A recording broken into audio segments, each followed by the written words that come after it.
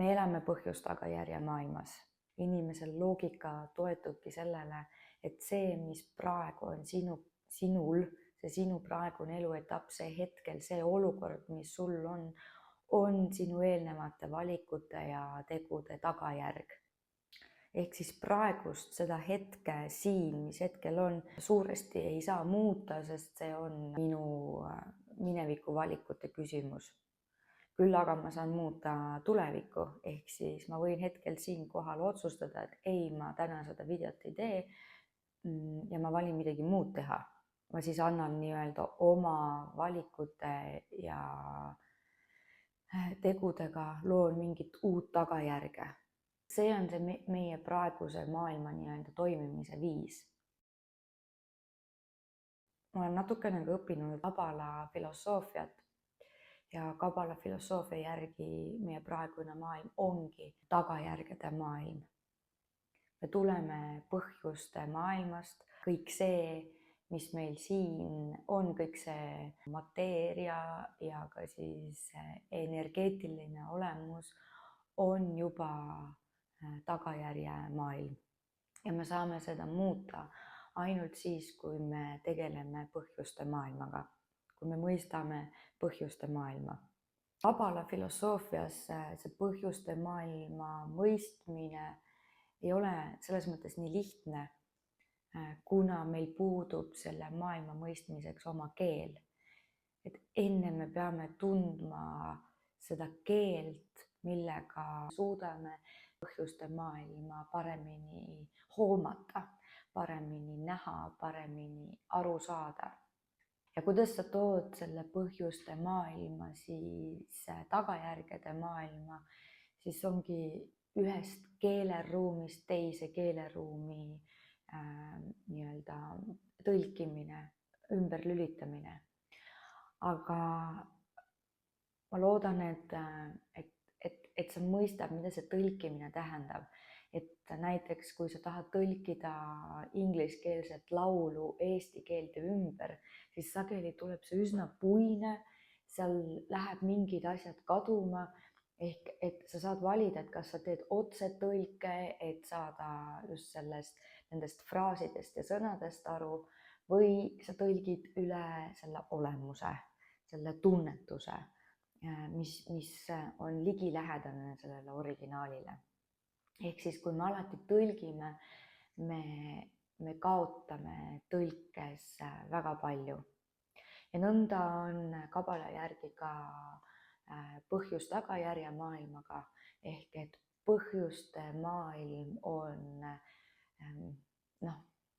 meie mõistes ideaalne, see on puhas maailm, see on lõputu, see on kõikvõimas maailm.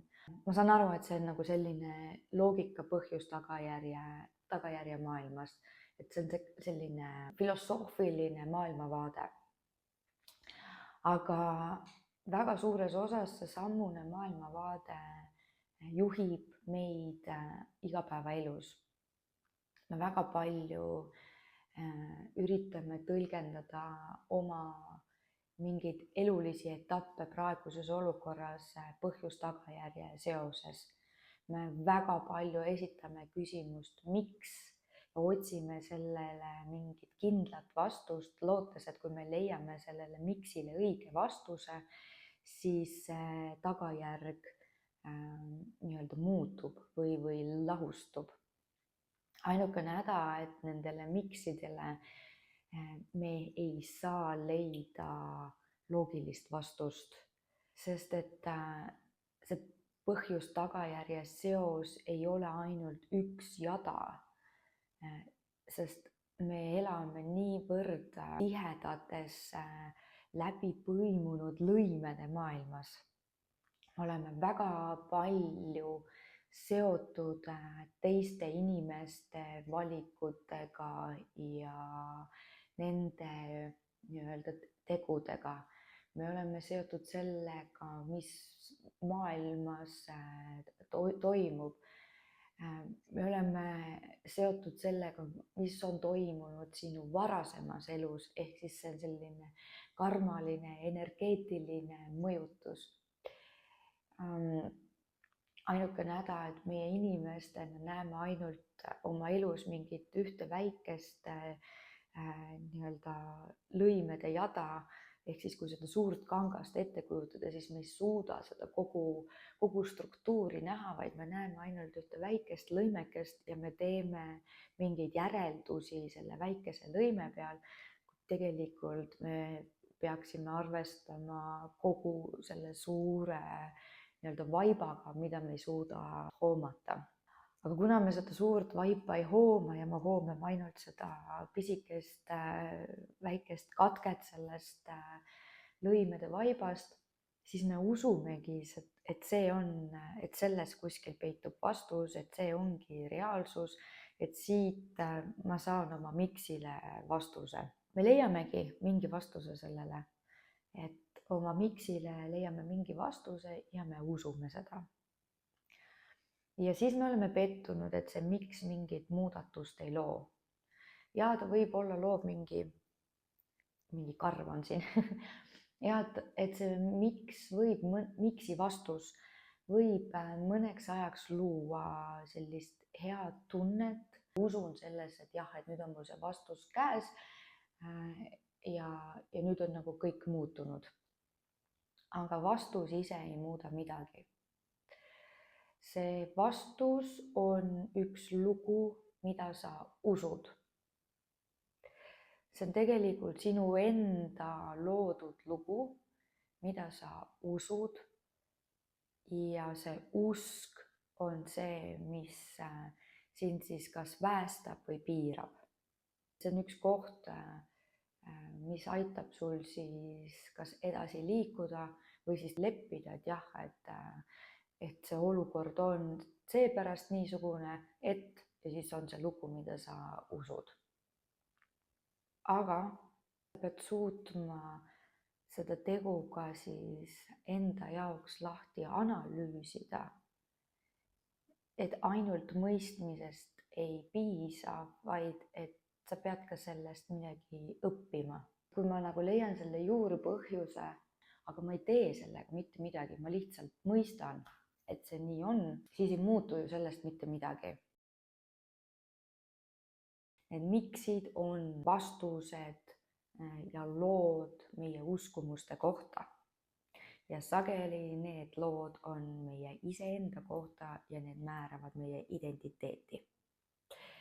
Ehk me oleme selles suletud ringis, me otsime sellele miksile vastust.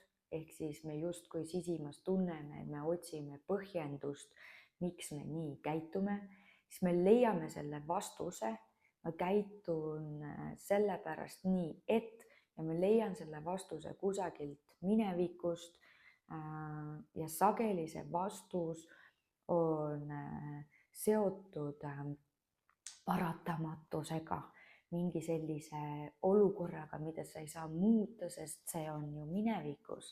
See on kusagil lapsepõlves, see on kusagil sinu vanemate lapsepõlves või veel enam, see on kusagil sinu eelneva eluga seotud. Kuidas sa seda siis muudad? Ja siis sa lepid sellega.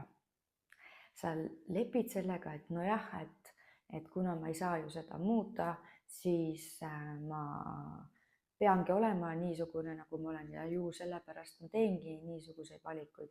Ehk siis see on nüüd paratamatus ja sa lepid, ehk siis sa ei pea võtma seda vastutust.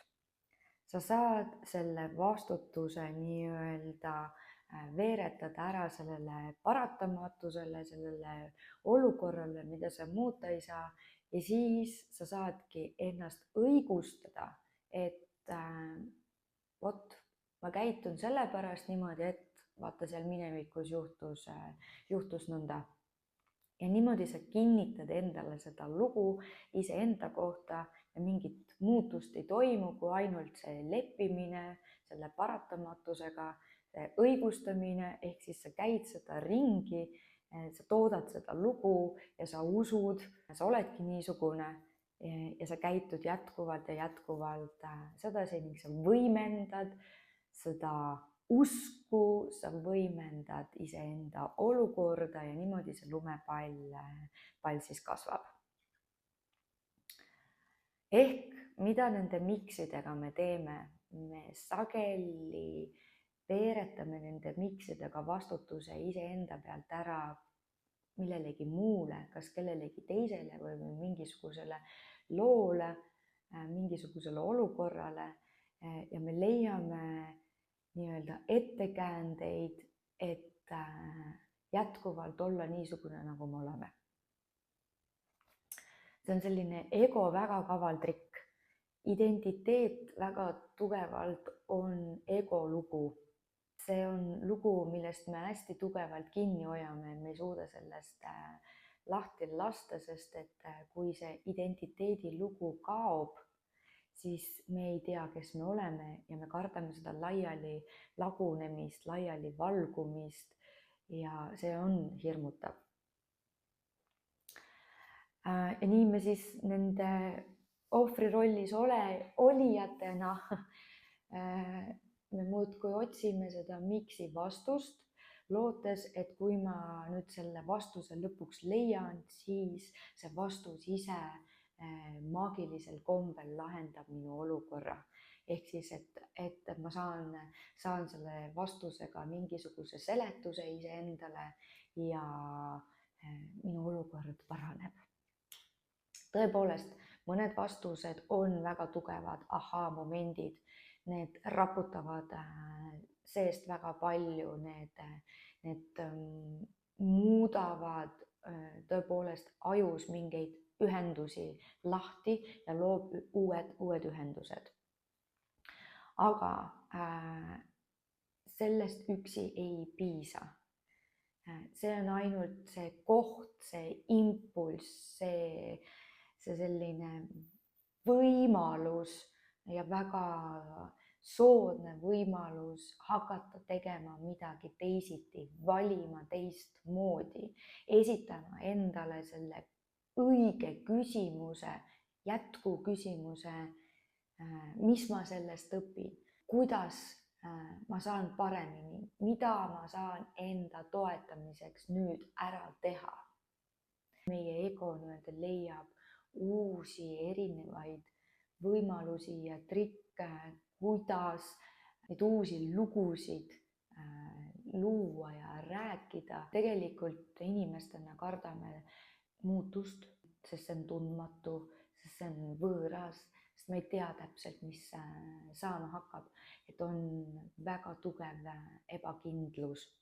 Seda enam, kui üks nendest vajadustest, neid vajadusi inimesel on 6, mis kõiki tema käitumisi mõjutab, aga kui see kindlustunne ja vajadus olla vajatud, oluline, siis, või tähtis, et kui need on seal esimeste hulgas, siis me ei tee väga kergesti muutusi selleks, et sealt ohvrirollist välja astuda. Ja kui sa seda küsimust esitad, siis tuleb arvesse võtta, et midagi iseenda lugudes, iseenda kohta tuleb muuta selleks, et sa saaksid selle miks küsimuse abil oma olukorda lahendada. See ei tähenda seda, et ma ise neid miks küsimusi ei esitan küll, aga ma saan paremini aru sellest tundest, mida see miks küsimus minuga teeb. See miks küsimus, kui seda esitatakse, võib-olla oled isegi tundnud, see sageli paneb meid lukku. See tekitab sellist seda tunnet, et sa kohe kuidagi keerad enda sees midagi, et okei, et mingisugune kaitse tuleb meile ette. See on sellepärast, et sa pead iseendaga sel momendil tegelema, kui miks küsimus tuleb. Ta puudutab sind seest väga tugevalt. Ja ta loob selle põhjus-tagajärje nii-öelda ahela, aga see põhjus-tagajärje ahel ei ole ainult seotud sinuga, et ei ole ainult seotud selle ühe lõimega, vaid et see on seotud kogu suure pildiga, lihtsalt varesed lendasid, et häda on selles, et me inimkogemuses ei näe seda suurt pilti. kui sa oled otsustanud võtma ise selle vastutuse, et leidma enda jaoks neid lugusid, mis sind päästab, leidma neid lugusid, mis toetavad nii-öelda vastust küsimusele, kuidas ma saan paremini, kuidas ma saan teisiti, kuidas ma saan ennast toetada, siis see on see koht, kus mina saan aidata. Soovi korral võtta aga julgelt minuga ühendust.